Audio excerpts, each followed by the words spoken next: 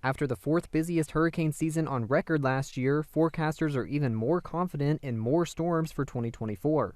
Oceans are even warmer than last year, and a more favorable La Nina pattern is expected to develop during the peak of hurricane season from August to October. I went to the University of Missouri this week to speak with Dr. Anthony Lupo and PhD student Sarah Weaver on what they expect this year with their 2024 Mizzou hurricane forecast. I would say that this year we're a little more confident because of the presence of the warm Atlantic and the La Nina coming on. When I look at sea surface temperatures, I feel very confident in our forecast. Yeah, an average season nowadays is about 15 named storms per year.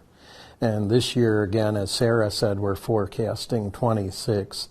We think 11 of them will become hurricanes.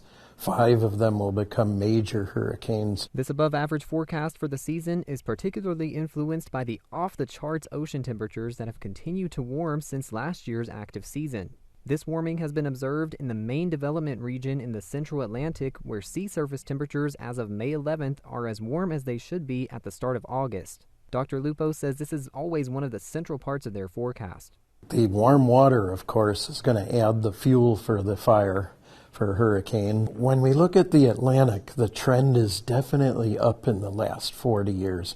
And I would say that the biggest part of that trend is the eastern part of the Atlantic. The team at Mizzou is even more confident in this year's forecast after a very successful 2023 outlook. Well, last year was a good forecast because we hit the number of storms exactly. We even had people changing their forecasts to match ours, that felt amazing. Now, you hear us talk about La Nina and El Nino a lot with our tropical forecasts, but only able to make really more general connections there, as these are very long and broad-scale processes. Typically occurs every 2 to 7 years. What we're seeing this year is heading into a La Nina pattern that's exhibited by these cooler ocean waters over the Pacific near the equator, and that's over the Pacific, but it does have impacts for the Atlantic as well. It leads to less wind shear there, which is actually a better sign for hurricane development in the Atlantic. This La Nina pattern has brought even greater confidence for an above-average season after last year's hot oceans were able to overcome a less ideal El Nino setup.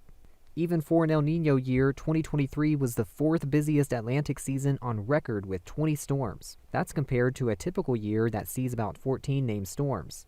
Now, with La Nina developing, along with even warmer ocean temperatures this year, forecasters are calling for double the average number of tropical storms with 26.